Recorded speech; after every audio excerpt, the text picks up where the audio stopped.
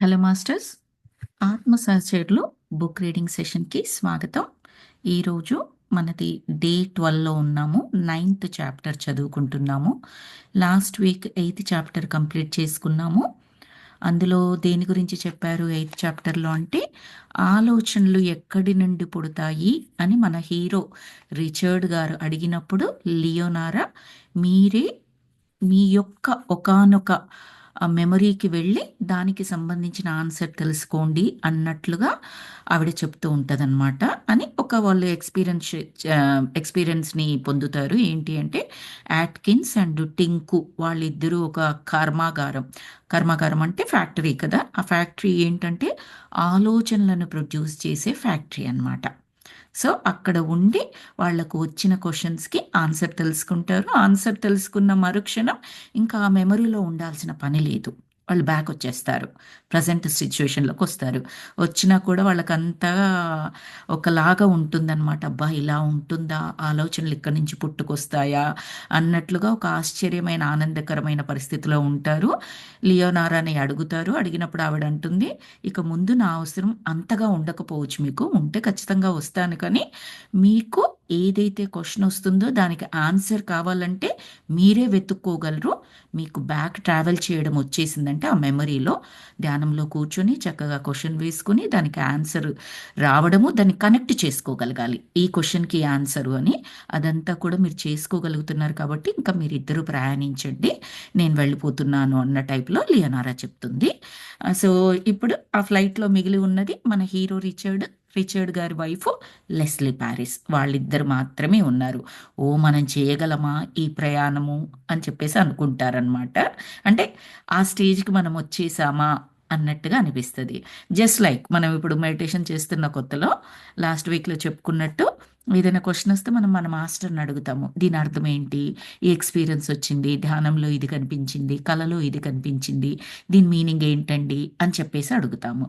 వాళ్ళు ఎక్స్ప్లెయిన్ చేస్తారు. అలా అలా అలా అలా కొద్ది దూరం ప్రయాణించిన తర్వాత అప్పుడు ఏం చెప్తారు, ఒకసారి నువ్వే ధ్యానంలో కూర్చొని ఆ ప్రశ్న వేసుకో, నీకే ఆన్సర్ దొరుకుతుంది అని చెప్తారు. మనం ట్రై చేస్తాము, వచ్చి ఉండవచ్చు కాక మనం కనెక్ట్ చేసుకోలేక, ఏమోనండి నేను క్వశ్చన్ వేసుకున్నాను, చాలాసార్లు ప్రయత్నం చేశాను, నాకు రాలేదండి, మీరు చెప్పండి అంటే మళ్ళీ వాళ్ళు ఆన్సర్ చెప్తారు, మళ్ళీ ట్రై చేయమని చెప్తారు. బికాస్ మనకు గైడ్ చేస్తూ ఉంటారు. ఆ ప్రాసెస్ మనంతట మనకు తెలిసేంత వరకు గైడ్ చేస్తూ మనని ఫస్ట్ వర్క్ చేయిస్తారు మనతో, తర్వాత మనకు రాకపోతే వాళ్ళు హెల్ప్ చేస్తారు, మళ్ళీ గైడ్ చేస్తారు. ఎగ్జాక్ట్లీ ద సేమ్ వే లియోనారా వాళ్ళకి ఫ్యూ ఎక్స్పీరియన్సెస్ అయ్యేంత వరకు వాళ్ళతో పాటు ఉన్నది. ఒకటి, వాళ్ళు హోటల్ రూమ్లో యంగ్ లెస్లీ లాగున్న ఎక్స్పీరియన్స్ ఒకటి. రెండవది ఏంటి, మన లెస్లీ పియానో లెసన్స్ నేర్చుకునేటప్పుడు వాళ్ళ అమ్మతో జరిగిన సంభాషణ రెండవది. తర్వాత ఇంకొకటి ఈ టింకు యాట్కిన్స్తో ఒకటి. ఈ ఎక్స్పీరియన్సెస్ అన్నీ లియోనారా హెల్ప్ చేసింది వాళ్ళకి. ఇప్పుడు చెయ్యబోయే ప్రయాణం మన hero and heroine Richard and Leslie Paris. ఈ బుక్ను రాసిన వారు కూడా రిచర్డే అనమాట. సో ఈరోజు చాప్టర్ పౌర్ణమి వెన్నెల ఎడారిలో ప్రయాణం. చాప్టర్ పేరు అద్భుతంగా ఉంది కదా, చాలా ఆహ్లాదంగా అనిపిస్తుంది పేరు వింటుంటే. చూద్దాం ఏం జరుగుతుందో. ఆమె వెళ్ళిపోయిన తర్వాత ఏదో వెలితిగా ఉంది కదా అని అన్నాడు రిచర్డ్. ఆమె అంటే లియోనారా, వీళ్ళని గైడ్ చేసిన ఆవిడ. ఎవరావిడ, అందరికీ గుర్తుండుండాలి, వీళ్ళ ఇద్దరి యొక్క స్వరూపమే, రూపమే, ఆత్మ అని చెప్పొచ్చు. ఇంకొక సమాంతర కాలంలో ఆమె ఎక్స్పీరియన్స్ చేస్తూ ఉందన్నమాట. అంటే ఈమె యొక్క ఇన్నర్ అనే చెప్పాలది, ఒక రూపంగా కనబడి వీళ్ళకి గైడ్ చేసింది అని చెప్పొచ్చు. సో లియనారా వెళ్ళిపోయిన తర్వాత ఏదో వెలితిగా ఉంది కదా అని అన్నాడు రిచర్డ్. ఆమె వెళ్ళిపోవడం నీకు బాధగా ఉంది కదా అని అడిగాను అంటే ఎవరన్నట్లు రిచర్డ్ వాళ్ళ వైఫ్ని అడుగుతున్నాడు. ఆ, వెళ్ళిపోయిందని బాధ వేస్తుంది కదా నీకు అని చెప్పేసి తనకు అలాగే ఉంది. ఇక మనంతట మనమే ఈ వ్యవహారాన్ని చూసుకోగలమనే నమ్మకం ఆమెకి ఎలా కలిగింది అని అడిగింది లెస్లీ. అంటే రిచర్డ్ అంటున్నాడు, ఆమె ఎవరో కాదు కదా, మన పరిణితి చెందిన రూపమే కదా, అందుకే ఆమెకంతా తెలిసే ఉంటుంది సమాధానం ఇచ్చాను. వీళ్ళ యొక్క పరిణితి చెందిన రూపం, ఆల్రెడీ ఇవన్నీ ఎక్స్పీరియన్స్ చేసి ఇంకొక తలములో సమాంతరంగా ఆమె ఇంకా వేరే లెసన్స్ నేర్చుకుంటుంది. ఇవేవైతే ఉన్నాయో అన్నీ తెలుసు. దీనికి ఎలా ఎగ్జాంపుల్ చెప్పుకుందాము అంటే, మనం 10th క్లాస్‌లో ఉన్నాము. ఒక థర్డ్ క్లాస్ పిల్లోడొచ్చి ఒక మ్యాథ్స్ ప్రాబ్లమ్ అడిగాడు. టకటకా చెప్పేస్తాం. బికాస్ సింపుల్ మనకది. దాన్ని దాటి ఎన్నో ప్రాబ్లమ్స్ చేసి అన్ని క్లాసులు పాస్ అయ్యి 10th క్లాస్ వరకు వచ్చాం. వాడు అడిగిన 2+3నో 5+4 5 టైమ్స్ 4 అంటే 20. ఇలా ఏ పనిలో ఉన్నా చెప్పేస్తాం. వాడికి ఎలా అబ్బా, ఎంత గొప్పగా చెప్పింది, ఎంత ఈజీగా చెప్పింది, ఈమెకు చాలా నాలెడ్జ్ ఉండొచ్చు ఈ అక్కకి అని చెప్పేసి అనుకుంటూ ఉంటాడు ఆ కిడ్. బట్ అక్కడ జరిగింది ఏంటి? అవన్నీ చేసేసి వచ్చేసాం మనము. ఆ లెసన్స్ అన్నీ చదువుకొని వచ్చేసాం. ఆ థర్డ్ క్లాస్‌లో ఉన్నప్పుడు మనకు ఎంత ఇబ్బందే ఆ ప్రాబ్లమ్ ఏదైతే ఉందో. జస్ట్ అలాగే ఈ లియోనారా అనేటామె మన రిచర్డ్ అండ్ లెస్లీ యొక్క పరిణితి చెందిన స్వరూపం. ఆవిడకి అన్నీ ఎక్స్‌పీరియన్స్ చేసింది కాబట్టి వీళ్ళు చెయ్యగలరా లేదా కూడా ఆవిడకి తెలుసు. ఇంకొక మాటలో చెప్పాలంటే భవిష్యత్తు రూపం అనుకోండి, జస్ట్ మనకు అర్థం కావడానికి. She is not from the future, but అర్థం కావడానికి చెప్తున్నానంతే. ఇప్పుడు లియనారా వివరించినట్లుగా మనకు అవసరమైన విషయాన్ని ఎన్నుకొని అందులోకి ప్రవేశిస్తాము అంటూ కళ్ళు మూసుకొని ధ్యాన స్థితిలో ఉండిపోయింది లెస్లీ. ఇప్పుడొచ్చారు ప్రాసెస్‌కి. లియనారా ఎలా చెప్పింది? మీకు క్వెషన్ ఉంటే క్వెషన్ ఏసుకోండి, కళ్ళు మూసుకోండి, ఏ ఎక్స్‌పీరియన్స్‌కి వెళ్ళాలో మీకు గైడ్ చేస్తుంది ఇన్నర్. దాన్ని పట్టుకొని ఎళ్ళిపోండి. ఆ ఎక్స్‌పీరియన్స్ దగ్గరికెళ్ళిపోండి. కళ్ళారా విజువలైజేషన్‌తో చూసుకోండి. మీకు కావాల్సిన సంభాషణ అంతా జరుపుకోండక్కడ. ఆన్సర్స్ వచ్చేదాకా అక్కడే కూర్చోవచ్చు. ఆన్సర్స్ వచ్చాక అప్పుడు ఆ ధ్యాన స్థితి నుంచి బయటికి రావచ్చు. అంటే ఆ ఎక్స్‌పీరియన్స్ నుంచి బయటికొచ్చేసినట్లుగా అనమాట. తర్వాత ధ్యాన స్థితిలో కూర్చున్నది లెస్లీ. కొన్ని క్షణాల తర్వాత కళ్ళు తెరుస్తూ, లాభం లేదు. నాకైతే ఏదీ సంభవించడం లేదు. విచిత్రంగా ఉంది కదా! ఈ మారు మీరు ప్రయత్నించండి. అంతదాకా విమానాన్ని నేను నడుపుతాను అన్నది లెస్లీ తన భర్తతో, రిచర్డ్‌తో. అంతలోనే నాలో ఏదో ఉద్విగ్నత కలిగింది. దీర్ఘంగా నాలో అన్నప్పుడల్లా మీరు గుర్తుపెట్టుకోవాల్సింది రిచర్డ్ మాట్లాడుతున్నారు అని. నాలో ఏదో ఉద్విగ్నత కలిగింది. దీర్ఘంగా శ్వాస పీల్చి వదులుతూ, కళ్ళు మూసుకుని ఒక్క క్షణం స్వాంతన పొందుతూ, ఏకాగ్రతతో విమానం తగ్గించి కిందికి దిగుదాం అని అనుకున్నాను. రిచర్డ్‌లో వచ్చేసింది ఆ స్థితి ఏదైతే ఉందో. ఆయనలో ఒకలాంటి స్పందన కలిగింది. దానితో ఆయనకు ఏకాగ్రత కుదిరింది. ఏకాగ్రత కుదిరి ఏం చెయ్యాలో తెలిసినట్టుగా, "నువ్వు విమానమైతే కిందికి ముందు దింపు" అన్న టైప్‌లో చెప్పారు. అన్నారు. దాని తర్వాత జరిగే ప్రాసెస్ అంతా మనకు తెలుసు. వాళ్ళు విమానం కిందికి దిగుతారు. దిగుతూ ఉన్నప్పుడు మొత్తం కిందికి దిగరు. కింద ఒక సముద్రం లాంటిది కనిపిస్తూ ఉంటది. అందులో చాలా తక్కువ అంటే విశాలంగా ఉంటది. కానీ లోతు తక్కువగా ఉంటది. కాబట్టి ఆ అడుగున ఉన్న ఇసుక, ఇసుక మీద గీతలు, గీతలు అంటే సంభావ్యతలు అని మనకు తెలుసు. ఎన్ని రకాల ఆప్షన్స్ మన జీవితంలో అదంతా కూడా మనకు తెలుసు. సో, ఆ ప్రాసెస్ అంతా జరిగిపోయిన తర్వాత వీళ్ళు ఎక్కడికి వెళ్ళాలి అనుకుంటున్నారో ఆ మెమరీలోకి వెళ్ళిపోతారు, ఆ ఎక్స్పీరియన్స్‌లోకి. ఇప్పుడు అదంతా ఇంకా ఇక్కడ ఎక్స్‌ప్లెయిన్ చేయలేదు. లియనారోతో ఉన్నప్పుడు ఎక్స్‌ప్లెయిన్ చేశారు. ఈ చాప్టర్‌లో ఇంకా అవసరం లేదు అని చెప్పేసి ఎక్స్‌ప్లెయిన్ చేయకుండా డైరెక్ట్‌గా ఏమంటున్నారంటే, ఒక పండు వెన్నెలలో ఎడారిలో ఉన్నాము మేము ఇప్పుడు. ఆ సమీపంలోనే ముతక వస్త్రంతో నిర్మించిన గుడారం ఒకటి కాగిడాల వెలుగులో మసక మసకగా కనిపిస్తోంది. చుట్టుపక్కల అనేక నెగడులు ఉన్నాయి. అవి వెలుగుతూ ఉన్నాయి. ఎవరో తాగి తందనాలాడుతున్నట్లుగా గట్టిగా అరుస్తున్నారు. మధ్య మధ్యలో గుర్రాల సకలింపులు, డెక్కల చప్పుళ్ళు వినవస్తున్నాయి.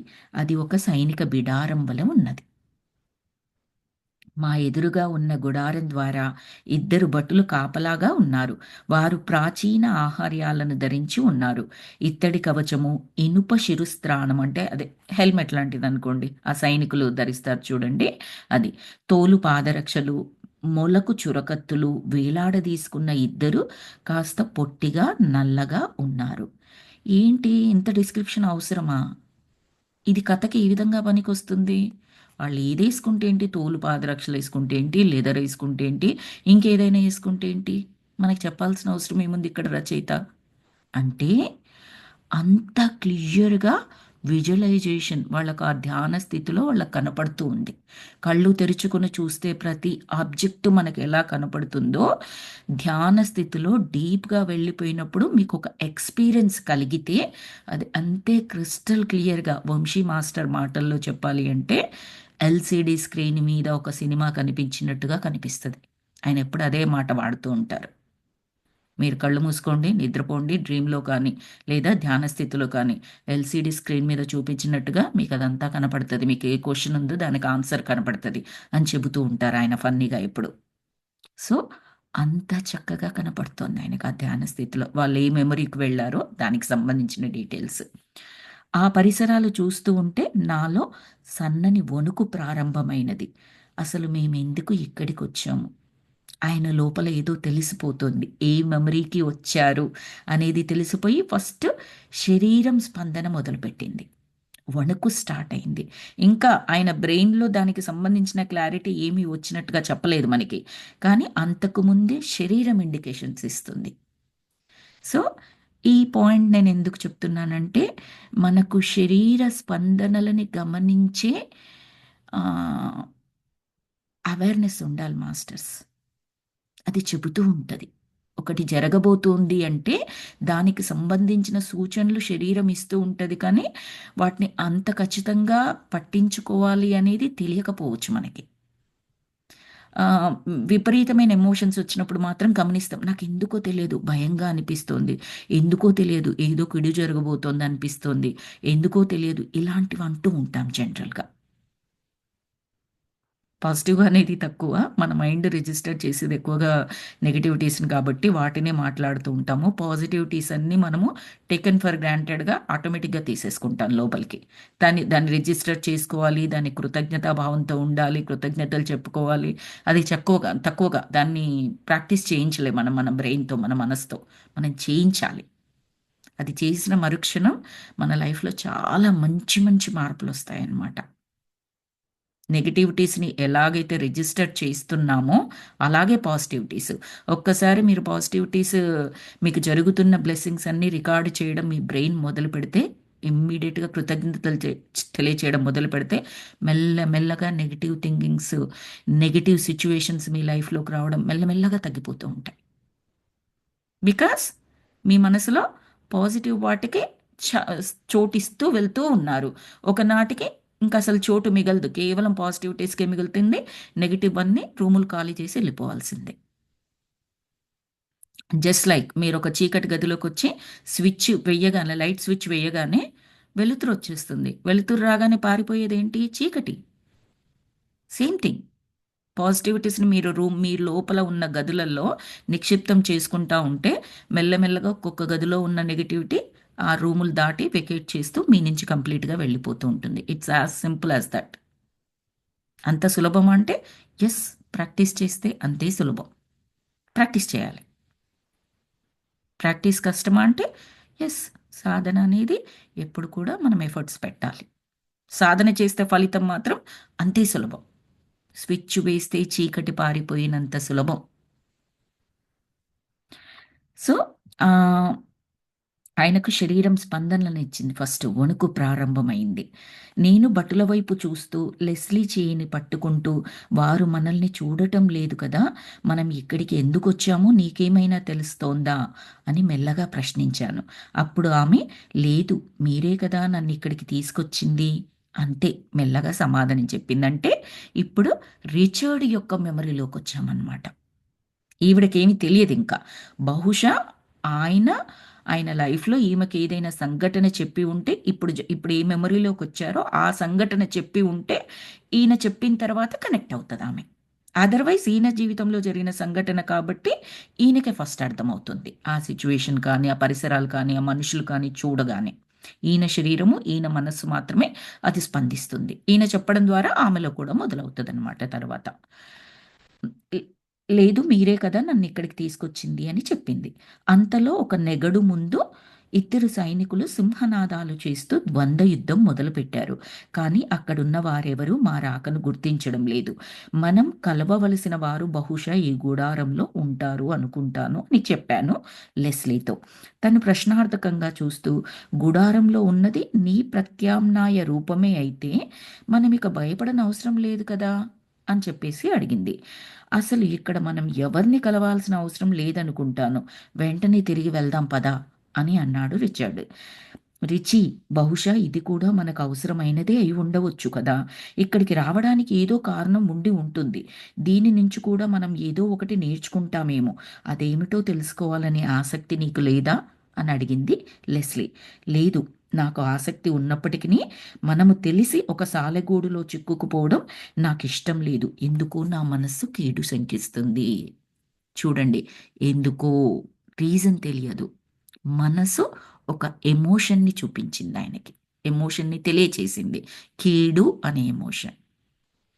ఆయన్నే ధ్యాన స్థితిలో కూర్చొని ఏకాగ్రత కుదిరి, సరే నేను చెప్తాను పదా వెళ్ళిపోదాము అని చెప్పాడు.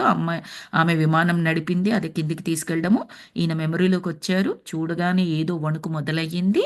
మొదలైన తర్వాత ఆ మనసు కీడు శంకించి ఇంక వెళ్ళిపోదాం పదా అంటే, మళ్ళీ మామూలుగా ఈ మెమరీల నుంచి బయటికి వెళ్ళిపోదాం అని చెప్పేసి అంటే, లెస్లీ అంటుంది, ఏదో తెలియకుండా ఎందుకు వస్తావు ఈ మెమరీలోకి? నీకు ఏదో క్వశ్చన్ లోపల ఉన్నది.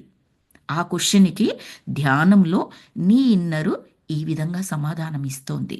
వెయిట్ చేద్దాం, ఉందాము అన్నట్టుగా ఆమె అంటుంది. ఈయన శరీర స్పందనలు బట్టి కీడు శంకిస్తుంది, వెళ్ళిపోదాము అంటున్నాడు. సో ఆమె ఒక క్షణం తటపటాయించి చుట్టూ పరికించి చూస్తూ, అవును, మీరు అన్నట్లు ఇక్కడ ఉండటం ప్రమాదకరంలాగే ఉన్నది. కానీ ఒక్క క్షణం ఆ గుడారంలో ఎవరు ఉన్నారో తొంగి చూసి వెళ్ళిపోదాం అంటూ నేను వారించేలోపే లెస్లీ గుడారంలోనికి వెళ్ళింది. ఒక్క క్షణం. ఆ తర్వాత తాను పెట్టిన గావు కేక ఆ ఎడారిలో ప్రతిధ్వనించింది. ఆమెకేముందంటే, బయట చూస్తున్న వాళ్ళల్లో రిచర్డ్ యొక్క ప్రతిరూపం, అంటే ఆయన మెమరీ కాబట్టి ఆయనలాగా కనిపిస్తున్న వాళ్ళంటూ ఎవరు ఆయనకు కనిపించలేదు.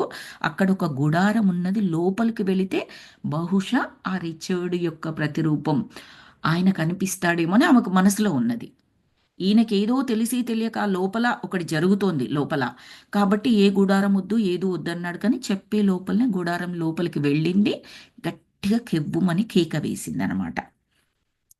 నేను వేగంగా గుడారంలోకి ప్రవేశించాను. అక్కడి దృశ్యాన్ని చూసి అవాక్కైపోయాను. ఓ భయంకర ఆకారుడు ఖడ్గదారి అయి లెస్లీ మెడను చేతితో ఒడిసి పట్టుకునేందుకు ప్రయత్నిస్తున్నాడు.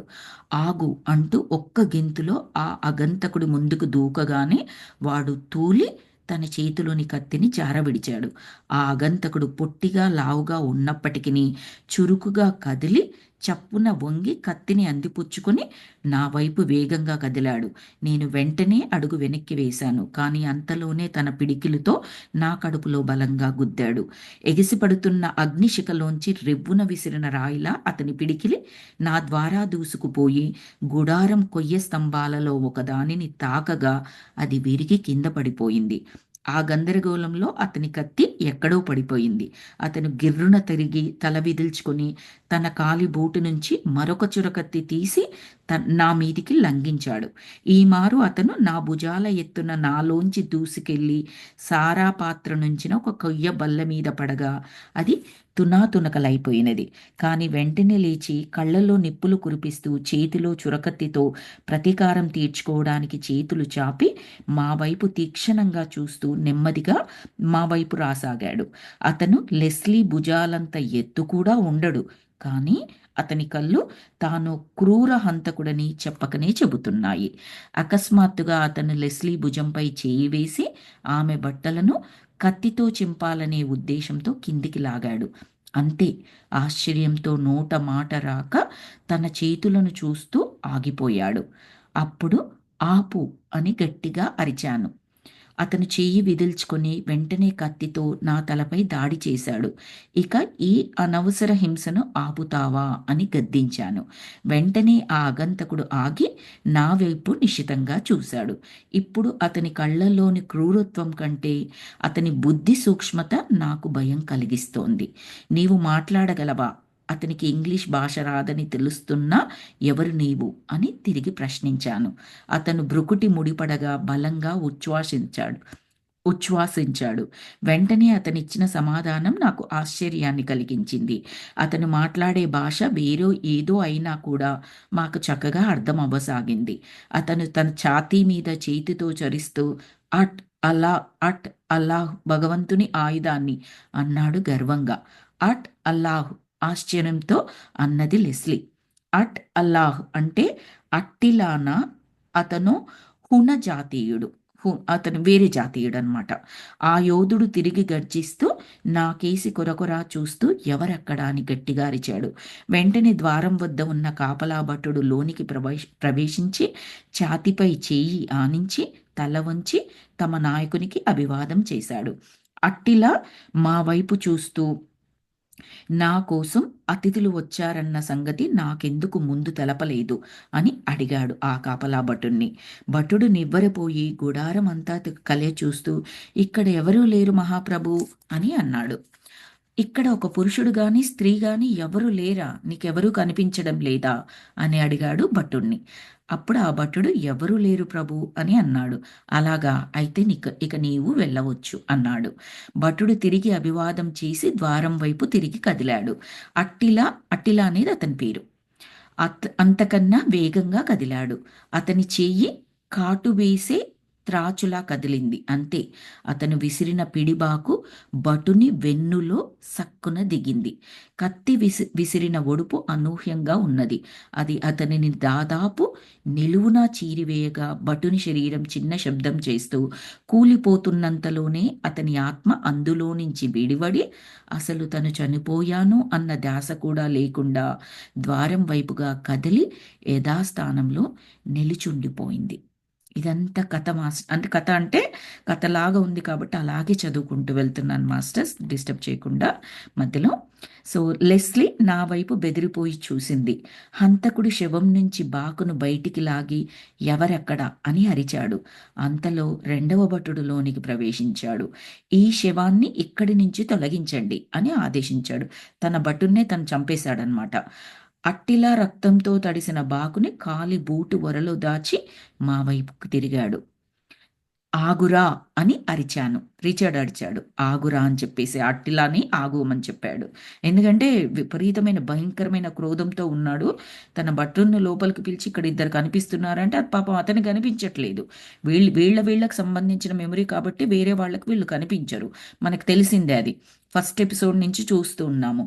ఫస్ట్ ఎపిసోడ్లో మీకు గుర్తున్నట్లయితే హోటల్ లాబీ గదిలో ఒక మెయిడ్ వీళ్ళ గుండా తూసుకొని వెళ్తుంది చూడండి. మెయిడ్కి వీళ్ళు కనిపించరు కదా. సో అది గుర్తున్నట్లయితే ఇది మనకు అర్థమవుతుంది. సో అతనికి కనిపించలేదు కాబట్టి ఎవరు కనిపించలేరు అన్నారు. ఇంకా ఈయన అధికారిలాగా ఉన్నాడు కదా, కోపం వచ్చేసి కత్తితో చంపేశాడు ఇంక అతన్ని. ఆ ఆత్మ బయటికి వచ్చి అది ముందుకు వెళ్ళిపోతున్నట్టుగా వీళ్ళకి కనిపించింది. ఎందుకు అంటే వీళ్ళు భవిష్యత్తు నుంచి వచ్చిన వాళ్ళు సోల్ లెవెల్లో చూస్తున్నారు ఆ ఎక్స్పీరియన్స్ని, కాబట్టి వీళ్ళకి క్లియర్గా కనిపించింది. మళ్ళీ రెండవ భటుని లోనికి పిలిపించేసి అక్కడ మొదటి భటుడు శవం ఉంది కదా, ఆ శవాన్ని తొలగించేసే అని చెప్పాడు. తన కత్తిని తీసుకెళ్ళి మళ్ళీ కాలి బూట్లో దాచుకున్నాడు. అప్పుడు ఇంకా కోపం వచ్చేసింది మన రిచర్డ్కి. ఆగురా అని చెప్పేసి అరిచాడు. అతను కోపంతో తలపైకెత్తి గుడారంలో నేను చూసింది నా భటుడు చూడలేకపోతే వాడికి ఒట్టి అసమర్థుడు. నాకు కనిపించారు కదా మీ ఇద్దరు, మరి భటుడు కనిపించలేదు, అందుకే మీరు లోపలికి వచ్చారు అంటే వాడు అసమర్థుడు, ఇంకా నాకు కాపలా కాయడం ఎందుకు, వాడు అక్కర్లేదు అని చంపేశాను అన్నట్టుగా దాని మీనింగ్ అనుకోవాలి మనం ఇక్కడ. సో వాడిక ఒట్టి అసమర్థుడు అని చెప్పేసి అతను మాట్లాడుతూ ఉండగానే మన రిచర్డ్ ఆపేసి అతనికి ఏమంటున్నాడంటే, లేదు, నీవెందుకు అంత దారుణంగా ప్రవర్తిస్తున్నావు? ఎందుకు ఈ హత్యలు వినాశాలు? నేనదే నీ భటుని గురించి కాదు, నీవు నాశనం చేస్తున్న నగరాలు ప్రజలను గురించి ఎందుకు ఈ అకారణ హింస అని అడిగాడు రిచర్డ్ అతన్ని. వెంటనే తృణీకార భావంతో, పిరికి పంద, నన్ను ఒక దుష్ట చక్రవర్తి దౌష్ట్యాలను మర్చిపోమ్మంటావా? ఆ రోమన్ చక్రవర్తి వాని తొత్తులు సాగిస్తున్న దహనకాండను చూసి చూడనట్టు వదిలివేయమంటావా? ఓరి నాస్తికుడా, మీ నాస్తికుల ప్రపంచాన్ని తుడిచిపెట్టమని నాకు ఆ దేవుని ఆజ్ఞ అయినది. నేను ఆ దేవుని ఆజ్ఞని శిరసావహిస్తున్నాను అని హూంకరించాడు అహంకారంతో. ఆ తర్వాత అతను చెప్పబోయే మాటలు నా మస్తిష్కంలో ఉల్కాపాతంలా మెరవగా ఇక నేను అందుకున్నాను. పాశ్చాత్య దేశ ప్రజలు నరకయాతనను అనుభవిస్తున్నారు. నేను మీపై కొరడా జుల్పిస్తాను. భగవంతుని కొరడా మిమ్మల్ని నిలువునా చీరేస్తుంది. నా రథ చక్రాల క్రింద మీ స్త్రీలు పిల్లలు నలిగి చస్తారు. ఇదంతా అతను అంటలేడు ప్రస్తుతము. మన రిచర్డ్ బ్రెయిన్‌లో ఉల్కాపాతంలాగా మెరిసాయి ఈ మాటలు. అంటే అతని మస్తిష్కంలో ఎన్నో సంవత్సరాల క్రింద జరిగిన ఆ జ్ఞాపకంలోని మాటలు యాజ్ ఇట్ ఈస్‌గా ఉండిపోయాయి. మనకు కూడా చూడండి, ఏదైనా బాగా లోతుగా వెళ్ళినట్లయితే అది పాజిటివ్ అనుకోండి, నెగెటివ్ అనుకోండి. ఎస్పెషల్లీ నెగెటివ్‌ని బ్రెయిన్ రిజిస్టర్ చేస్తూ ఉంటది. ఎక్కువగా పదే పదే రీప్లే చేస్తూ ఉంటది కాబట్టి అవి గుర్తుంటాయనుకోండి. ఆ రోజు అతను లేదా ఆమె నన్నిలా అన్నది, ఇంత మాట అన్నది, ఇలాగే అన్నది, నాకు బాగా గుర్తు. అక్కడ నిల్చొని ఇలా కళ్ళు పెట్టేసి, ఇలా చేతులు తిప్పుతూ నన్నీ మాట అన్నది, నన్నీ మాట అన్నాడు. నేనెప్పటికీ మర్చిపోలేను అని అంటూ ఉంటాం చూడండి. అవి లోతుల్లోకి వెళ్ళి అలాగే ఉండిపోయి, మళ్ళీ అలాంటి సినారియో ఏదైనా ఎదురైనప్పుడు ఎన్ని సంవత్సరాల తర్వాతనైనా ఉల్కాపాతంలా అని రాశాడిక్కడ రచయిత. అలా యాజ్ ఇట్ ఈస్‌గా కళ్ళ ముందు పేపర్ మీద అక్షరాలు చదువుతున్నంత క్లియర్‌గా మనం బ్రెయిన్‌లోకొచ్చేస్తూ ఉంటాయి. అంత డీప్‌గా రిజిస్టర్ చేసుకుంటాం. సో, ఇవి ఆయన అనకముందే ఈయన బ్రెయిన్‌లో వచ్చేసాయి. ఇక్కడ జరుగుతుందేంటంటే, క్లుప్తంగా మనకు అర్థమవ్వాలి అంటే, యుద్ధం జరుగుతోంది. ఆహ్, ఒక సైడ్ వాళ్ళు ఎ ఎలా మాట్లాడుతున్నారంటే, ఆ దేవుడి ఆజ్ఞ, అడ్డొచ్చిన వాళ్ళందరినీ చంపేసేయాలి. మీరందరూ నాస్తికులు. నేను దేవుడిని, దేవుడు చెప్పిన దూతను. నేను రక్షించడానికి పుట్టాను. ఆ నాస్తికత్వం తీసేయడానికి పుట్టాను. స్త్రీలు, పిల్లలు నలిగి చస్తారు. దాంట్లో మీనింగ్ ఏంటంటే, అర్థం పర్థం లేకుండా ఉంది ఆ యుద్ధం, వాళ్ళు చెప్పే మాటలు, వాళ్ళు చేసే పనులు అని మనం అర్థం చేసుకోవాలి. లేకపోతే అక్కడ ఆ వర్డ్ వాడాల్సిన అవసరం లేదు. స్త్రీలు, పిల్లలు నలిగి చస్తారు అంటే, అదెప్పుడు వేస్తారు? ఆ వాక్యము లేదా ఆ పదాలు ఎప్పుడు మాట్లాడుతారంటే, స్త్రీలు ఇంట్లో ఉండి వాళ్ళ పనులు వాళ్ళు చేసుకుంటారు. ఇన్ జనరల్‌గా అట్‌లీస్ట్ ఆ కాలంలో అయితే. పిల్లలు వాళ్ళకేం తెలుసండి? అభము, శుభము ఎరగని పిల్లలు. దీంతో సంబంధం లేదు. కానీ వాళ్ళు కూడా నలిగి చస్తారు. నాకు సంబంధం లేదు.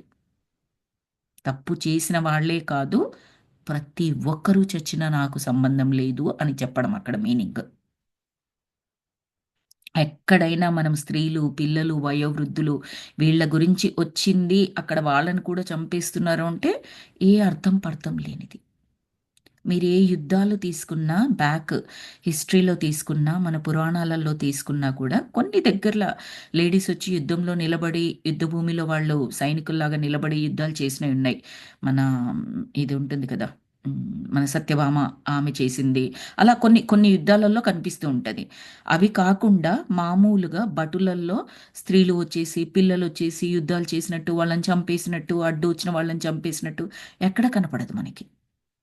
అందుకని వాళ్ళు వేస్తారనమాట. స్త్రీలు, పిల్లలు అన్న పదం రాశారు అంటే, వాళ్ళకింకసలు దయా దాక్షిణ్యం లేదు, అర్థం పర్థం లేదు, అది ధర్మయుద్ధం కానే కాదు అని చెప్పినట్లుగా అక్కడ.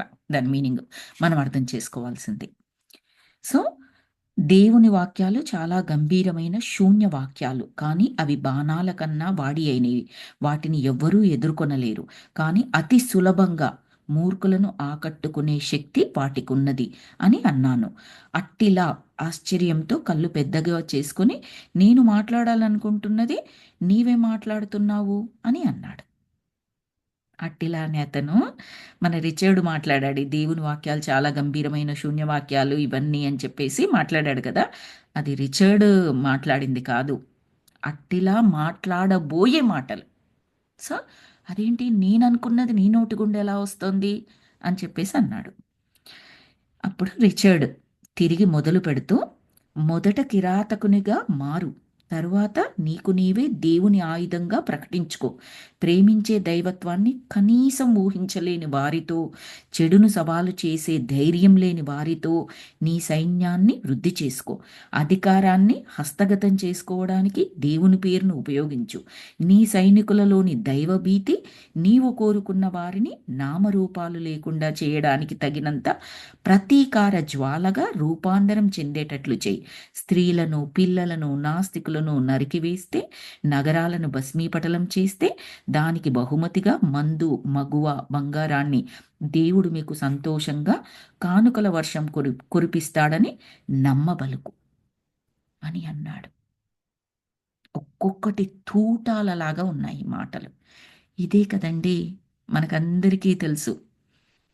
కొన్ని కొన్ని సంస్థలు ఇలాంటి పదాలనే వాడుతూ, ఇలాంటి పదజాలమే ఉపయోగిస్తూ వాళ్ళల్లో ఉన్న కొంతమందిని రెచ్చగొట్టి, ఇది దేవుడు చెబుతున్నాడు, దేవుడే చేయమంటున్నాడు అన్యాయంగా. ఏంటి అంటే వాళ్ళల్లో ఉన్న దైవ భీతి, దైవం అనే భక్తి కాదు, భయము. భీతి అంటే ఆ దైవం అనే భయాన్ని ఆసరాగా చేసుకొని వాళ్ళల్లో లేనిపోనివన్నీ నూరిపోస్తూ వీళ్లకు అనుకూలమున్నవి సాధించుకోవడానికి రెచ్చగొడుతూ, ఎస్పెషల్లీ యంగ్ బ్లడ్ని రెచ్చగొడుతూ, పాపం వాళ్ళకి ఏమీ తెలియదు, ఏ దిశకు పంపిస్తే ఆ దిశకు వెళ్ళిపోతారు.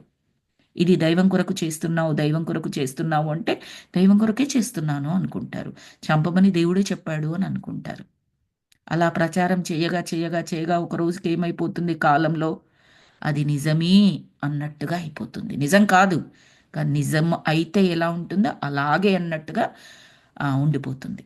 మనకు తెలుసు, ఇవన్నీ బయట మనం చూస్తూనే ఉంటాం. సో ఇలా అని మీరు ఇలా మొదలు పెడతారు. ఫస్ట్ కిరాతకునిగా మారుతావు, అంటే నీలోని మానవత్వం పూర్తిగా పోతుంది. అది నీ ఫస్ట్ స్టేజ్. ఆ తర్వాత నిన్ను నీవే దేవుడిగా ప్రకటించుకుంటావు. దేవుడి దూతగా, దేవుడు నాకు చెప్పాడు, ఇలా చేయమని చెప్పాడు, దైవం కొరకు చేస్తున్నాను అని చెప్పి నీ అవసరాల కొరకు వారందరినీ ఉపయోగించుకొని స్త్రీలను, పిల్లలను, నాస్తికులు అని నీకు ఎవరనిపిస్తే వాళ్ళని చంపివేస్తూ ఆ మారణ హోమం చేస్తూ ఫైనల్గా ఆమ్, దేన్ని నీకు కావలసిన మందు, మగువ, బంగారం, అవి నీచమైన, తుచ్చమైన ఆలోచనలు, తుచ్చమైన పనులు, నీవే కాకుండా కొన్ని వేల లక్షల మందిని ఆ మారణ హోమంలో పాల్గొనేట్లుగా రెచ్చగొడుతున్నావు. ఇట్స్ వెరీ కాంప్లెక్స్ కర్మ. అలాంటి వాటిల్లో అవును అని జస్ట్ ఒక మాటగా అన్న ఆ కర్మలో, ఆ చిక్కుముడిలో మనం కూడా ఒక దారమై చిక్కుకుపోతామన్నమాట. అంత కాంప్లెక్స్ కర్మ. ఎవ్రీ టైం అందులో ఉన్న అన్ని అన్ని ఆత్మస్వరూపాల ఆ కర్మ నుంచి రిలీజ్ అయ్యేదాకా అందులో పాల్గొన్న వాడు అలాగే కంటిన్యూ అవుతాడు. అఫ్ కోర్స్ దానికి ఒక మార్గం ఉన్నది. ఏ ఏ జన్మలో అయితే వాడు ఆ జ్ఞానం తీసుకొని నేను ధ్యానం చేస్తాను, లేదా స్పిరిచువల్గా ఏ మార్గమైనా ఎన్నుకోవచ్చు, భక్తి మార్గం, కర్మ మార్గం, జ్ఞాన మార్గం, ఏదైనా ఎన్నుకోవచ్చు. ఆ మార్గంలో ఉంటూ తన్ను తాను తెలుసుకొని చాలా కష్టపడి ఆ చిక్కు నుంచి తను బయటపడవచ్చు. మిగతా వాళ్ళు స్టిల్ ఆ కర్మలో ఉన్నా కూడా. అటువంటి ఒక గొప్ప మార్గమే ఈ ధ్యాన మార్గం, జ్ఞాన మార్గం. వంశీ మాస్టర్ గారి క్లాసులు విన్నట్లయితే ఉంటుంది. ఆయన దాంట్లోనే పదే పదే విన్నాను. నేను ఈ జన్మలో కానీ, పోయిన జన్మల్లో కానీ, తెలిసి కానీ, తెలియక కానీ ఏ ఆత్మస్వరూపాలనైనా ఇబ్బంది పెడితే వారందరికీ మనస్ఫూర్తిగా క్షమించమని వేడుకుంటున్నాను. వారు కర్మల నుంచి రిలీజ్ అవుతూ నన్ను రిలీజ్ చేయమని వేడుకుంటున్నాను అని ధ్యానం చేస్తున్నాను అనుకోమని చెబుతారు ఆయన కర్మ విపాకంలో. అలా చేస్తే ఏమవుతుందంటే వాళ్ళందరూ ఎవరో, ఏంటో, ఏం కాంప్లెక్స్ కర్మలో మనం ఇంతకుముందు పార్టిసిపేట్ చేశామో, ఏ జన్మలో చేశామో, ఆ జన్మలో మనం ఏదీ తెలియదు. దానికి సంబంధించిన ఇబ్బంది ఈరోజు పడుతున్నాం అనుకోండి, దానికి సొల్యూషన్ ఏంటి? ఏం చెయ్యలేం మనం. వాళ్ళెవరో కూడా తెలియదు. వాళ్ళెవరో పక్కన పెట్టండి, మనం ఎవరమో మనకు తెలీదు. ఆ మిస్టేక్ని ఈరోజు ఎలా కరెక్ట్ చేయగలను అంటే, ఇంకా ఈరోజు నేను మంచిగా మారాలి అనుకుంటున్నా, ఇంకా నాకు దారి లేదా, ఇది ఇంతేనా, నేను భరించాల్సిందేనా అంటే లేదు, సొల్యూషన్ ఉంది. చక్కటి ధ్యానం చేయి, నీ గురించి నువ్వు తెలుసుకో, తెలిసి చేసినా తెలియక చేసినా తప్పులో భాగమైనందుకు దాని నుంచి బయటికి రావాలని కోరుకో, ప్రాయశ్చిత్తం చేసుకో. 3 పాయింట్స్ చెప్తారు వంశీ మాస్టర్. ఏంటంటే పశ్చాత్తాపం, పరివర్తన, ప్రాయశ్చిత్తం. ఈ 3 చెప్తారనమాట. ఫస్ట్ పశ్చాత్తాపపడు. ఆ పశ్చాత్తాపం అనే అగ్నిలో ఆ తప్పు ఏదైతే ఉందో కంప్లీట్ కాలి బూడిదైపోవాలి. పరివర్తన అంటే మారిపోవాలి మనం. ఇంకా మళ్ళీ ఆ తప్పు చేయకూడదు. చెయ్యకూడదు అంటే మనం తెలియకుండా చేసే అవకాశం ఉంది కాబట్టి తెలిసి కానీ తెలియక కానీ అలా నేను చెయ్యాలని కోరుకోవట్లేదు అని మీరు అనుకున్నారనుకోండి, మీకు ఆ అది మళ్ళీ తప్పు చేసేది చాలా చాలా చాలా చాలా రిమోట్ పాసిబిలిటీస్ ఉండవని చెప్పొచ్చు. మీరు ప్రాయశ్చిత్తము అంటే సర్వీస్ అన్నమాట. మీరు దానికి సంబంధించిన సేవ చేస్తూ నలుగురిని ఎడ్యుకేట్ చేస్తూ ఉన్నారనుకోండి, ఆల్మోస్ట్ మళ్ళీ ఇంకా ఆ కర్మలోకి మీరు వెళ్ళరు. That's the beauty. యూనివర్స్, ఆ భగవంతుడు ప్రతిదానికి మనకు సొల్యూషన్ ఇచ్చాడు. సొల్యూషన్ లేకుండా ఏ ప్రాబ్లము ఇవ్వదు. ఇక ఇంతే, దారి లేదు అనేది ఎక్కడా లేదు. మనకి ఇసుకలోని గీతలు అదే కదండి చెప్పేది.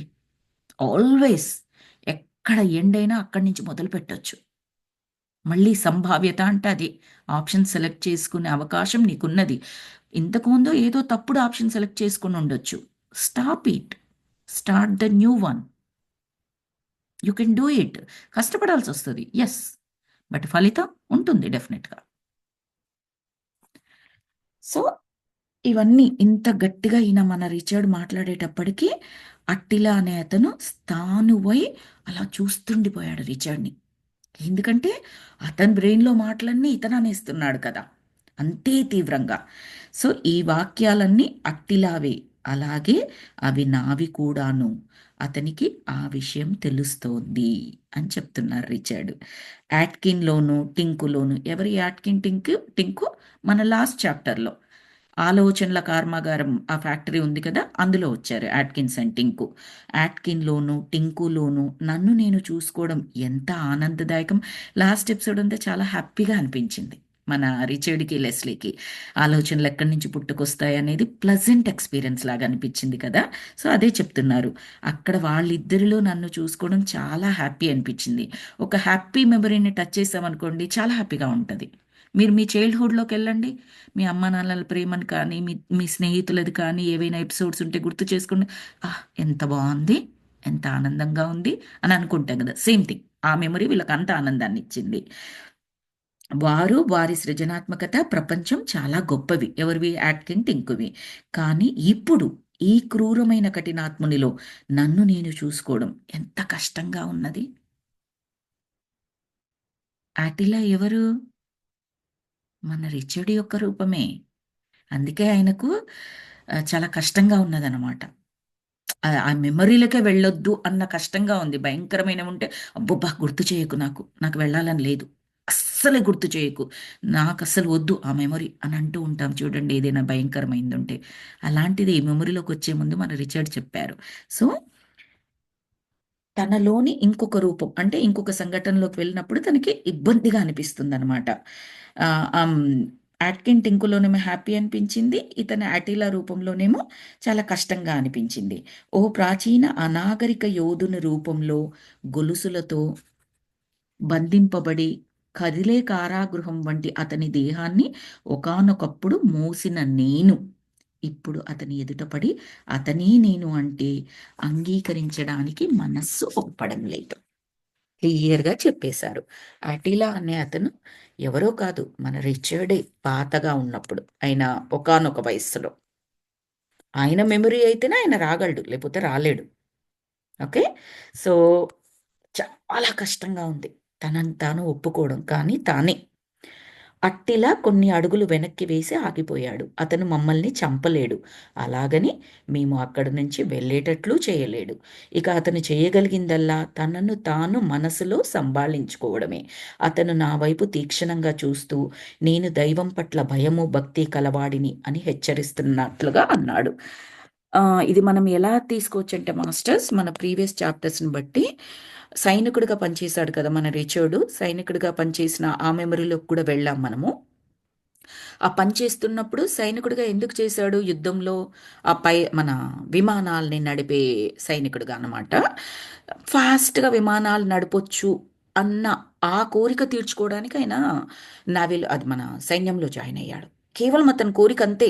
యుద్ధం కావాలని, సైనికుడు కావాలని అదేవీ కావు. కానీ ఆ ప్రాసెస్లో ఏమైంది? యుద్ధ విమానాలు నడపాలి అంటే యుద్ధం చేస్తేనే కదా నడిపేది. యుద్ధం లేకపోతే యుద్ధ విమానాలు ఎందుకు నడుస్తాయి? సో యుద్ధం మనసులో కోరిక ఏముంటుంది ఈయనకి? విమానాలు నడపాలి, ఫాస్ట్గా నడపాలి. కేవలం యుద్ధ విమానాలు అయితే ఫాస్ట్గా నడపగలవు. అంటే దాని కొరకు యుద్ధం రావాలి. ఆ యుద్ధంలో అధికారులు ఉంటారు. వాళ్ళు నిన్ను ఇంత ఫాస్ట్గా నడపమని చెప్పినప్పుడే నీకు అవకాశం దొరుకుతుంది. అలాంటి అవకాశం రావాలి అంటే పెద్ద పెద్ద యుద్ధాలు, ఈ దేశం ఆ దేశం అని లేకుండా ఉందనుకోండి, అప్పుడు ఎక్కువగా ఈయన కోరిక తీరుతుంది. అది విమానాల్ని ఫాస్ట్గా నడపాలని. అదొక్కటే ఆయన కోరిక. కానీ ఆ కోరికలో మంచిదే కోరిక. ఆ కోరిక కొరకు తను ఎంచుకున్న మార్గం ఏదైతే ఉందో రక్తసిక్తమైంది. ఆ యుద్ధం చేసే దేశం ఏదైతే ఉందో ఒక మంచి కొరకు చెయ్యట్లేదు, అధికార దాహం కొరకు, లేదా ఏదో ఇలాగే దైవం చెప్పింది, అది చెప్పింది, ఇది చెప్పిందని తప్పుడు వాటితోని ప్రోత్సహిస్తూ యుద్ధంలో ఎవరైతే ఉన్నారో వాళ్ళ యొక్క శక్తియుక్తులనే వాటినట్టుని వాడుకొని అవతల వైపు దేశాల్లో ఉన్న ప్రజలని, వాళ్ళ యొక్క ఆస్తుల్ని అన్నింటినీ ధ్వంసం చేయడం. అక్కడ ఏమైపోయాడు? అది అది చేశాడు అని తర్వాత మనకు స్టోరీ చెప్పలేదు. కానీ ఆ ప్రాసెస్లో అంత కిరాతకుడిగా తయారయ్యాడు అన్నట్టు మన రిచర్డ్ అప్పట్లో. నిలువునా చీరేశాడు భటుణ్ణి ఫర్ నో రీజన్. సో అంత కిరాతకుడుగా ఉన్నాడు మన రిచర్డ్ ఒకప్పుడు. రిచర్డ్ ఎవరు? మన బుక్లోని హీరో. ప్రస్తుతం ఇంత గొప్ప ఎనర్జీస్తో ఉన్న హీరో ఈ బుక్ రాసిన అతను. సో నేను దైవభక్తి భయము కలవాడిని అని హెచ్చరిస్తున్నట్లుగా అన్నాడు. దైవభీతితో శక్తి వస్తుందని మీరు నమ్ముతూ ఉంటే మిమ్మల్ని మీరు భయంతో బంధించుకున్న వారే అవుతారు. నీ మాటలు విని అకృత్యాలు చేసేవారంతా మూర్ఖులు. ఇలాంటి బుద్ధిగల శరీరాన్ని ఎన్నుకోవడం ఎంత అవివేకమైన ఎంపిక. ఆ తెలివినే ఇంకో విధంగా అని అంటున్నాడు. మన యాటీలా కట్ చేసేశాడు. ఏమంటున్నాడంటే, దైవం మీద భయంతో చేయకరా బాబు పనులు, దైవ భక్తితో చేయాలి. దైవం మీద ప్రేమతో చేయాలి. అది ధర్మం అని నమ్మి చేయాలి. ప్రేమ ఉంటే ఆ నమ్మిక అది ధర్మం అని తెలుస్తుంది. భీతి ఉంటే భయంలో సరిగ్గా తెలియదు మాస్టర్స్ మనకి. భయంలో ఉన్నప్పుడు తాడు కూడా పాములాగా కనిపిస్తుంది అని చెప్తారు. చాగంటి గారు ఒక సత్సంగంలో చెప్పారనమాట. చీకట్లో వెళ్తాము, భయంతో వెళ్తాము, తాడు కనిపిస్తే పాము అనుకుంటాము. సో భయంతో చేయకూడదు. నువ్వు అలాంటి దైవ భీతితో ఈ పనులు చేస్తున్నావు, నిన్ను నువ్వే బంధించుకుంటున్నావు. నీ మాటలు విని చేసే వాళ్ళంతా కూడా మూర్ఖులు, అకృత్యాలు చేయిస్తున్నావు.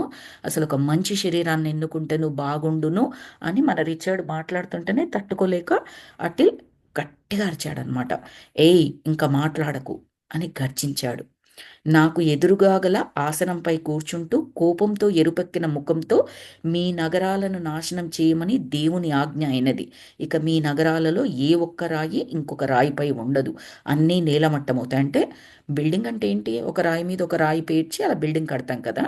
సో దాన్నే ఇలా చెప్పారు. ఒక రాయి మీద ఇంకో రాయి ఉండదంటే ఒక్క భవనం కూడా ఉండదు, ఒక్క నివాసం కూడా ఉండదు అన్నట్టు మీనింగ్. ఒక రాయి ఇంకొక రాయిపై ఉండదు, అన్నీ నేలమట్టం అవుతాయి. ఇదే దేవుని శాసనం. నేను అందరినీ ప్రేమించాలని దేవుడు ఎప్పుడూ నన్ను ఆజ్ఞాపించలేదు. అంత మూర్ఖత్వపు ఆలోచనలు ఉన్నాయి అప్పట్లో. ఇలా ఉంటారా అండి అనే క్వశ్చన్ మనకు రావచ్చు. మనకే తెలుసు దాని ఆన్సర్. పొద్దున్న లేస్తే పేపర్లలో వార్తలు చదువుతాము, టీవీలలో న్యూస్ చూస్తాము.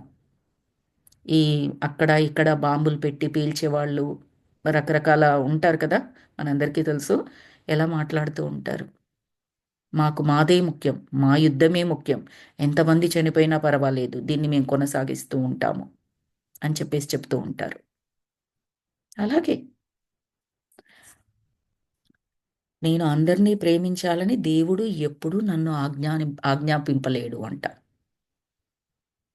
దేవుడు ప్రేమ రెండు పర్యాయ పదాలవి, సినానిమ్స్. సో ఎలా చెప్తున్నాడు, ఎంత మూర్ఖంగా చెప్తున్నాడు. అతని క్రోధావేశం అతడినే కరిగించేంత తీవ్రంగా ఉన్నది.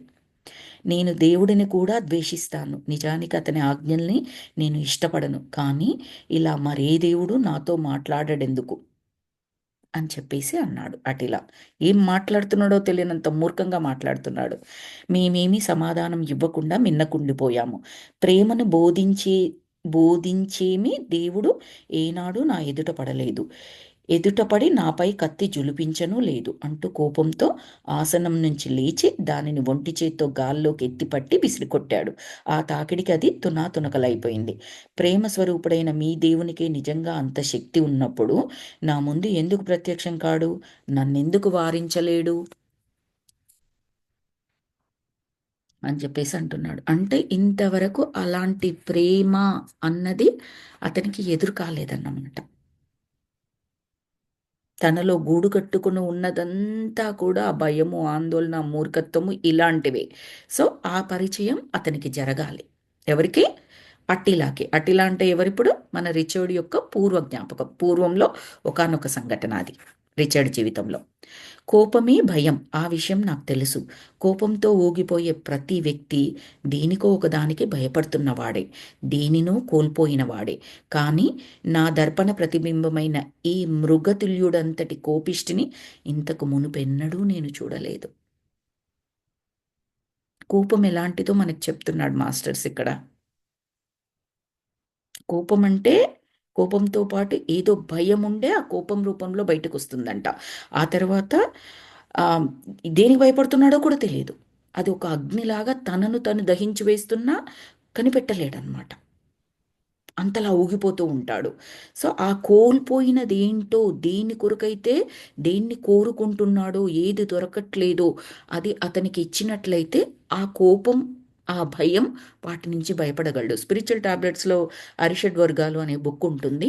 అందులో కూడా రాసుంటుంది. కోపానికి మూల కారణం తీరకుండా మిగిలిపోయిన కోరిక. ముందు దాన్ని అడ్రెస్ చేయండి. What is your need or what is your want? Whatever it is. At least ఆ వాంట్ అయినా సరే ఏంటనేది దాన్ని గుర్తించండి. అది ధర్మబద్ధమైందైతే, ఎవరికి హాని కలిగించిందైతే తప్పకుండా కృషి చేసి దాన్ని తీర్చుకోండి. అవసరమైందనుకోండి ఖచ్చితంగా తీరాల్సిందే అది మనకి. We know all the difference between need and want. So, ఆ కోపానికి మూల కారణం ఏంటంటే తీరకుండా ఏదో ఉన్నది అది. దానితో పాటు కలిగే భయం, తీరదేమో అన్న భయం అనమాట. ఆ రూట్ కాజ్ అనేది.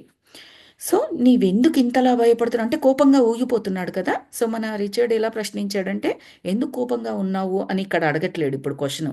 ఎందుకిలా భయపడుతున్నావు? రూట్ కాజ్‌ని టచ్ చేస్తున్నాడు. ఔటర్ లేయర్‌లో కనిపించే కోపం అనే ఎమోషన్‌ని దాన్ని మాట్లాడకుండా, "ఎందుకిలా భయపడుతున్నావు? నీ కోపానికి కారణం భయమని నాకు తెలుసు. అది ఏంటది?" అన్నట్టుగా అడుగుతున్నాడు. అతను నా వైపు క్రోధంగా చూస్తూ, "నీకెంత ధైర్యం? యట్ అల్లాహ్ భయపడుతున్నా అంటావా? నిన్ను ముక్కలు ముక్కలుగా నరికి కాకులకు, గద్దలకు విసిరేస్తా జాగ్రత్త" అని అన్నాడు.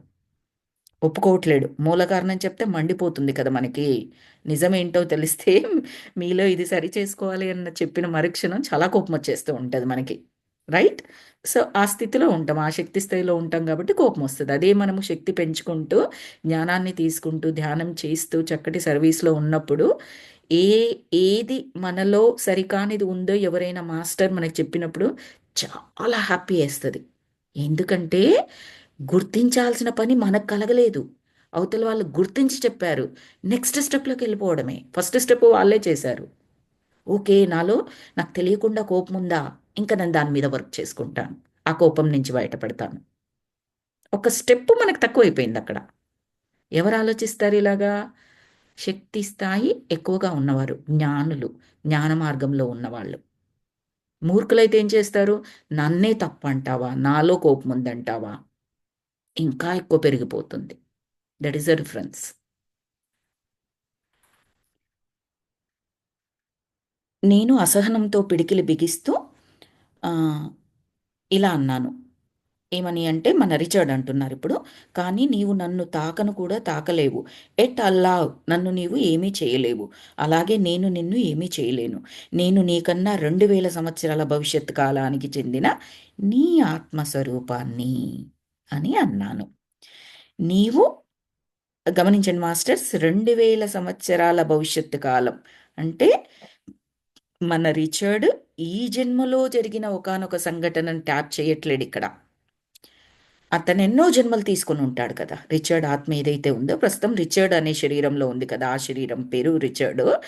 ఇంతకుముందు ఎన్నో జన్మలు తీసుకొని ఉంటాడు కదా. ధ్యాన స్థితిలో ఎక్కడికి వెళ్ళాడు అంటే 2000 సంవత్సరం క్రితం ఆయన తీసుకున్న ఒకానొక జన్మలోకి వెళ్ళాడు. అప్పుడు అంతా క్రూరంగా ఉన్నాడు. ఇది మన ఎన్నో జన్మలు ఎందరో మాస్టర్స్ బుక్ విన్న మాస్టర్స్ అందరూ ఈజీగా కనెక్ట్ అవ్వగలరు దాని గురించి. అందులో ఎప్పుడు కూడా మన హీరోయిన్ ఉంటుంది కదా, అందులో డాక్టర్ బ్రియాన్ అండ్ తన పేరు అబ్బా మర్చిపోయాను, పేషెంట్ పేరు ఎవరికైనా గుర్తుందా మాస్టర్స్? బ్రియాన్ అండ్ కాతో స్టార్ట్ అవుతుంది అనుకుంటా. సో ఆమె ఎప్పుడు కూడా హిప్నటైజ్ చేసినప్పుడు పూర్వజన్మల్లోకి వెళ్ళిపోతూ ఉంటుంది. అందులో ఎన్నో జన్మలు ఎందరో మాస్టర్స్లో కొన్ని వేల వేల సంవత్సరాల కింద జన్మల్లో కూడా వెళ్తూ ఉంటుంది. సో ఇక్కడ మన రిచర్డ్ ధ్యాన స్థితిలో 2000 సంవత్సరాల క్రింద జన్మలోని ఒకానొక సంఘటనలకు వెళ్ళాడనమాట. సో అప్పుడు మన అట్ అల్లా ఏమంటున్నాడంటే, నీవు నన్ను ఏమీ చెయ్యలేవా అని ప్రశ్నించాడు. అంటే లేదు అని చెప్పాను. నేను తలుచుకుంటే నిజంగా నిన్నేమీ చెయ్యలేనా అని అడిగాడు అతను. అంటే లేదు అని చెప్పాను. ఏం చేయగలడు? ఏమీ చేయలేడు. ఒక్క క్షణం ఆగి ఎందుకు చేయలేను, నేను మృత్యుదేవతని, దేవుని ఆయుధాన్ని అని అన్నాడు. అంటే మన రిచర్డ్ ఏమన్నాడంటే, ఇదిగో చూడు, దయచేసి ఇక నీ ప్రగల్భాలు ఆపు. నీవెందుకు భయపడుతున్నావో ముందు అది చెప్పు. నన్ను ఏం చేయలేవు, దాన్ని పక్కన పెట్టేసే అని చెప్తున్నాడు. అతని సింహాసనం ముక్కలు కాకపోయి ఉంటే తిరిగి దానిని నేలకేసి కొట్టేవాడు. అంటే మళ్ళీ అంత కోపం వచ్చింది అతనికి. ఎందుకంటే ఈ పిచ్చి ప్రపంచంలో ఒంటరివాణ్ణి, దేవుడు దుర్మార్గుడు క్రూరుడు, అందుకే వీరందరికీ రాజుగా ఉండాలి అంటే ముందు నేను క్రూరాతి క్రూరునై ఉండాలి. సంహరించు లేదా చనిపో, ఇదే దేవుని ఆజ్ఞ. ఎంత పిచ్చి నమ్మకాలతో ఉన్నాడో గమనించండి. 2000 సంవత్సరాల క్రింద రిచర్డ్ తీసుకున్న జన్మ అలాంటిది. దాని వాసన ఎక్కడి వరకు వచ్చింది గమనించండి మాస్టర్స్. మనం అన్నీ కనెక్ట్ చేసుకోవాలి, స్టోరీలాగా చదువుకుంటున్నా కూడా. ఆ వాసన ప్రస్తుత జన్మలో రిచర్డ్ ఆయన గతంలో ఏం చేసేవాడు? యుద్ధ సైనికుడిగా ఉండేవాడు. వాసనా బలం అంటూ ఉంటారే, పూర్వజన్మ వాసన అంటూ ఉంటారే, అలా వస్తూ ఉంటుంది. దాన్నే మన పెద్దవాళ్ళు కర్మ అన్న పేరుతో చెప్తూ ఉంటారు. మరి దానికి ఎలాగండి? పూర్వజన్మలలో ఏదో తప్పుడువి ఏవో, అంటే అలాంటి కష్టమైన జన్మలు, తప్పుడుగా ఉన్న జన్మలు తీసుకుని ఉంటాం కదా! అది కూడా సోల్ ప్లాన్‌లో భాగమే ఆఫ్‌కోర్స్. మరి అది అయిపోయే వరకు సాగించాలి కదండీ! అని చెప్పేసి అన్నట్లయితే, దానికి ఆహ్, నేను విన్నది మార్గం ఏంటి అంటే, ఎక్కడి వాసనని అక్కడే వదిలేసేయడం. ఈ నెగెటివ్ ఏవైతే ఉన్నాయో వాటిని ఎప్పుడూ కూడా క్యారీ చేయకూడదు. ఒక స్లేట్ మీద పిచ్చి గీతలు మీరు నెంబర్‌లో ఏదో రాయాలి అని తీశారు స్లేటు. ఓకే. రాస్తున్నప్పుడు సరిగ్గా పడలేదు. ఏం చేస్తారు మీరు? తుడిచేసి మళ్ళీ రాస్తారు. దాని మీదే రాయరు. దాని మీదే రాస్తే ఏమవుతుంది? ఆ పిచ్చి గీత అలాగే కనపడుతుంది. Let's say A and B రాద్దాం అనుకున్నారు. రాసేటప్పుడు ఏనే సరిగ్గా రాయలేకపోయారు. ఏదో తప్పొచ్చేసింది. తుడిపేసి రాస్తే క్లియర్‌గా ఏ అండ్ బి కనపడుతుంది. తుడిపెయ్యకుండా మీరు రాసిన ఆ తప్పుడు గీత మీదనే మళ్ళీ గీత గీశారనుకోండి, సరిగ్గా కనిపించదు. అర్థం కాదు. పిచ్చిగానే అనిపిస్తుంది ఇంకా కూడా. మీరు సరిగ్గానే రాసారు మళ్ళీ. ఎందుకు? పూర్వపు గీత అలాగే ఉండిపోయింది. చెరిపేయలేరు మీరక్కడ. అందుకని. మనం ఏదైనా నెగెటివ్ ఎమోషన్స్ క్యారీ చేయడం కూడా అలాంటిదే మాస్టర్స్. ఇక్కడ మనం పూర్వజన్మల్లోకెళ్ళి ఇప్పుడు చేసేది లేదు కానీ, ఇప్పుడు మన జీవితంలో కూడా ప్రతి ఒక్కరికి గుడ్ అండ్ బ్యాడ్ ఎక్స్‌పీరియన్సెస్ ఉంటాయి. హ్యాపీ అండ్ సాడ్ ఎక్స్‌పీరియన్సెస్ ఉంటాయి. ప్రతి ఒక్కరికి ఉంటాయి. ఒక్క సెకండ్ మాస్టర్స్.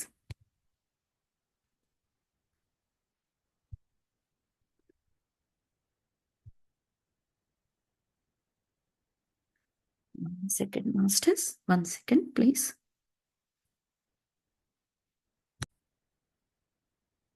మాస్టర్స్ నేనిక్కడ స్టాప్ చేస్తున్నానండి. Will continue the session in next class. Sorry about abrupt ending. Next క్లాస్‌లో మళ్ళీ కంటిన్యూ చేద్దామండి. Thank you so very much.